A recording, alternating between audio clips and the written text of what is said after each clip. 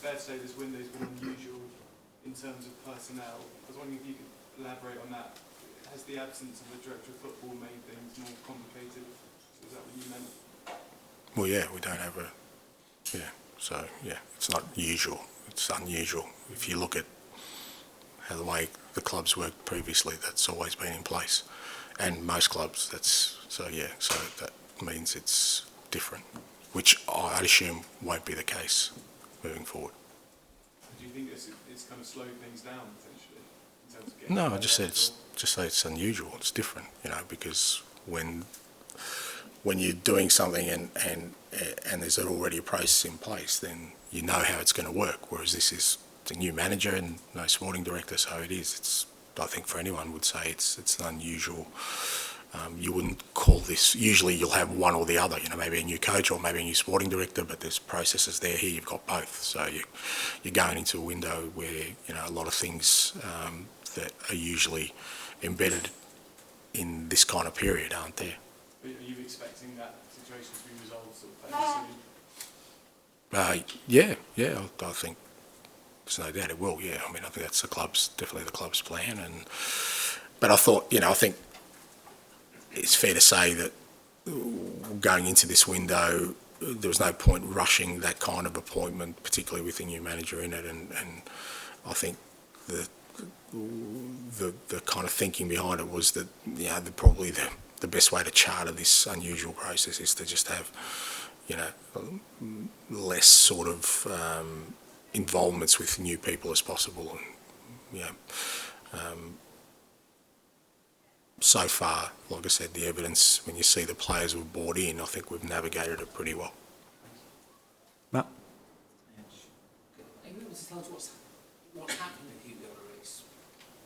No, not really. I mean, again, I haven't been involved at all in that process because it's really a decision for Hugo, the club, and, you know, whatever decision he makes for himself. So it's not like it's something that's kind of in my sphere of responsibility at the moment. But if he's still with you, is he one of those who's going to be left out of the squad? He seems a little bit different to the others, for example, who you probably say will fight for their places. Or, yeah, I think I've already said I'm not going to have sort of 3 sort of first-team goalkeepers on my list. I think I said that 2 weeks ago, and particularly, you know, when we're talking about the homegrown quota, it doesn't make sense for us to have 2 foreign goalkeepers on the list. So, and that Hugo knows that, and I think I said that at least 2 weeks ago. Is this his decision? Is it his drive for a change in his career? Again, I mean, Hugo can speak for himself. You can ask Hugo, but I think that was fairly evident from what I understand. But I haven't anything different being told to me. Jack? And you said as well, speaking to Alistair, I think, about how there's been a lot of change in terms of the squad this season. It's been busy, a lot of ins, a lot of outs, and it wasn't going to be like that in windows going forward. Has it been more than you anticipated, or do you think this was exactly what you needed to do? I come in sort of, you know, in terms of my expectations of not sort of locking myself into any sort of certain course of action where I think you have to have change, because sometimes I've gone into clubs and thought, you know, not much needs to change, but ultimately, again, I think I said last week that change means change. You know, we needed to change personnel, we needed to change, the club decided to change direction in terms of, you know, the football we wanted to play. I decided that we needed new coaching staff, so there has to be change. The reality of it is this team finished 8th last year, so I think that's kind of gives you an indication of where the club was at and what it thought it needed, and I've taken that on board, and I haven't been blocked in any sort of way in making the changes that I wanted to, and that's what we'll continue to do.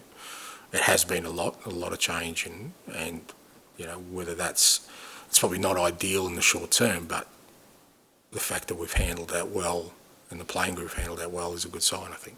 There's obviously been lots of moving parts. Do you enjoy this part of the job this time of the year, or would you rather just be focusing on coaching? No, like I said, I love this part of the process because you know, this is, you know how challenging it is. It's really difficult.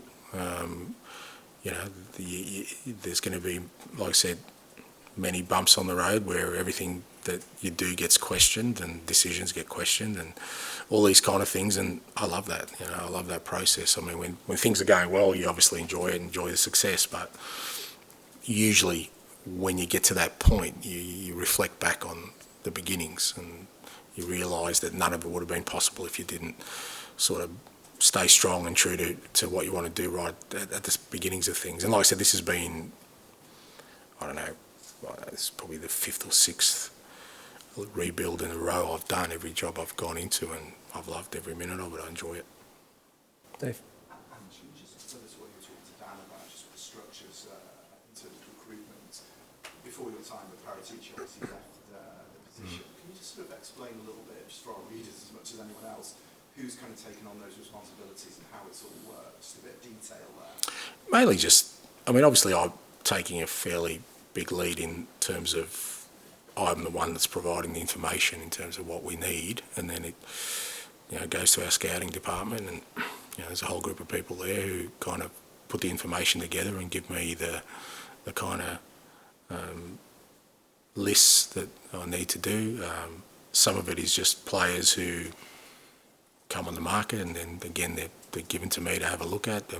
Do I think they'll fit the profile? And then I'll give them the feedback, and then that gets passed on to the people who do the sort of negotiation side of it. I was just going to say, just totally away from everything else, do you have a comeback date for Bentancur? Yeah, not a defined one, but he's getting closer. I think if I had to make a call, probably around November time, we'll be looking to sort of reintegrate him back into it. So he's ticking all the boxes so far. He's really keen. I mean, he came to see me yesterday wanting to train, and within a minute I had one of the medical team running behind him to collar him and drag him out. So he's definitely keen, and it'll be great to get him back because, I mean, obviously, you know, his contribution when he first came to the club was outstanding. So in many respects, he'll be like another new signing for us, which is great. But we won't rush it. It's obviously a significant injury, so probably looking around that timescale. Okay. Paul, we'll finish with you, please. Doesn't not having a sporting director here give you a bit more freedom in a strange way? It's one less voice to potentially disagree with or overrule you. Are you freer to act at the moment? Otherwise? No, I've never felt encumbered with whoever I've worked. I usually get my way, so it doesn't really worry me. But, you know, I don't have total control because obviously I have control of one side of it. You know, this is the player I think fits a profile, but, you know, there's a whole range of other things that then come into it from a financial perspective, from all these other kind of things that I have zero control. So then obviously other people then take over then. So it's not like I just can go and do what I want. But look, it's one of the things I'm really strong on. I just wouldn't see the sense in bringing a player in that I didn't think fit. I don't care who was giving him to me or who was sort of putting him forward. Because I think ultimately, whatever happens, I'm going to take the responsibility. I would never say that, you know what, I didn't sign this player, he's not one of mine. I would never do that because I think once a player comes in the club, he's mine. That's how I see it. So if I'm going to take that responsibility, then I want to say, you know, and I like working with a sporting director because they do most of that sort of legwork that I just don't have the time for.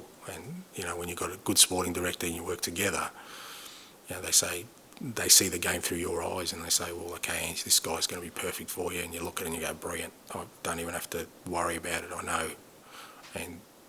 But I'm still going to have the say because, like I said, when the question inevitably comes around a signing, I will never say that it wasn't mine. So if I'm going to take that stance, I want the final say in it.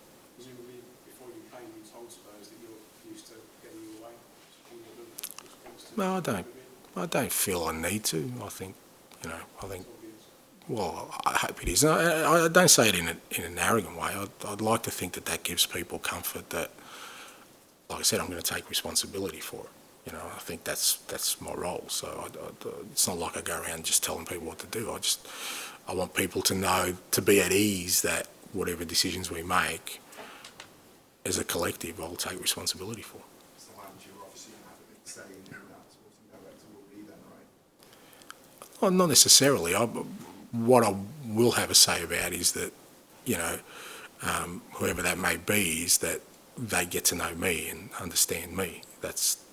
I'm not going to appoint the person. I'm certainly not going to get involved in that process. But, you know, again, the club, I think, have already sort of got a clear idea of the way I work and the way I think and the way I want my teams to play, and whoever that person is, it'll be, you know, him. It's my role then to get him to understand me and see the game through my eyes.